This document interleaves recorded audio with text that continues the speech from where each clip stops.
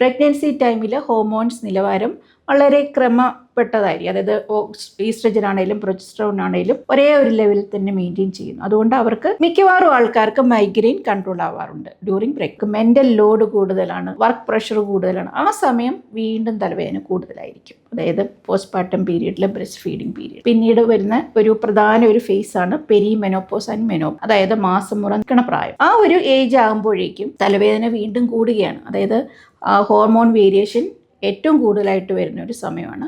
വളരെ ശരീരത്തിലെ ഈസ്ട്രജൻ്റെ ലെവൽ വളരെ കുറഞ്ഞു വരുന്നു. ആ സമയം വീണ്ടും അവർക്കൊരു higher incidents of migraine and other head aches വരും. അതായത് മൈഗ്രെയിൻ തലവേദനയോട് കൂടി തന്നെ ടെൻഷൻ ടൈപ്പ് ഹെഡ് ഏക്ക്, അതുകൂടാതെ വാസ്കുലർ കോസ് കൊണ്ടുള്ള തലവേദന, അതെല്ലാം ഈ ഒരു ഏജ് ഗ്രൂപ്പിൽ കൂടുതലായിട്ട് കാണും. അതിനുശേഷമുള്ള ഒരു പീരീഡിൽ കൂടുതലും മൈഗ്രെയിൻ അല്ല നമ്മൾ കാണുന്നത്, കൂടുതലും ടെൻഷൻ ടൈപ്പ് ഹെഡ് ഏക്കാണ്. അതിന് പലവിധ കാരണങ്ങളുണ്ട്. ഉറക്കക്കുറവ്, മെന്റൽ സ്ട്രെസ്, മറ്റ് അസുഖങ്ങൾ, ഡയബറ്റീസ്, ഹൈപ്പർ ടെൻഷൻ, അങ്ങനെയുള്ള പല അസുഖങ്ങളും കൂടുതൽ വരുന്ന പ്രായമാകുമ്പോൾ സ്ത്രീകളിലെ തലവേദന അത് പ്രധാനമായിട്ട് ഹോർമോൺ വേരിയേഷൻസ് കൊണ്ടുണ്ടാകുന്നുണ്ട്. അവരുടെ വർക്ക് സ്ട്രെസ് കൊണ്ട്, അവരുടെ മെന്റൽ സ്ട്രെസ് കൊണ്ട് വരുന്നുണ്ട്.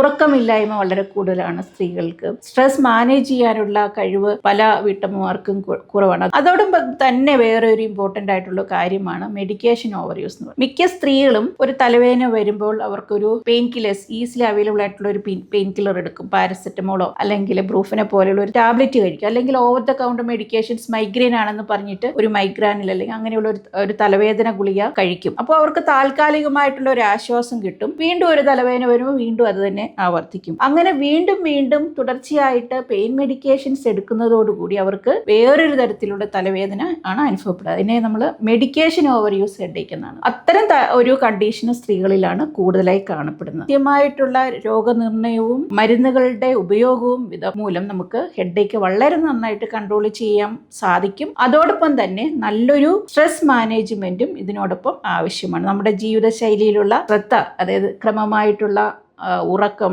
കറക്റ്റ് സമയത്ത് ഭക്ഷണം കഴിക്കുക, സ്ട്രെസ് മാനേജ്മെന്റ്, ഹൈഡ്രേഷൻ, ഇവയൊക്കെ നമ്മുടെ തലവേദന നല്ല രീതിയിൽ കൺട്രോൾ ചെയ്യാനായിട്ട് നമുക്ക് സാധിക്കുന്നതാണ്.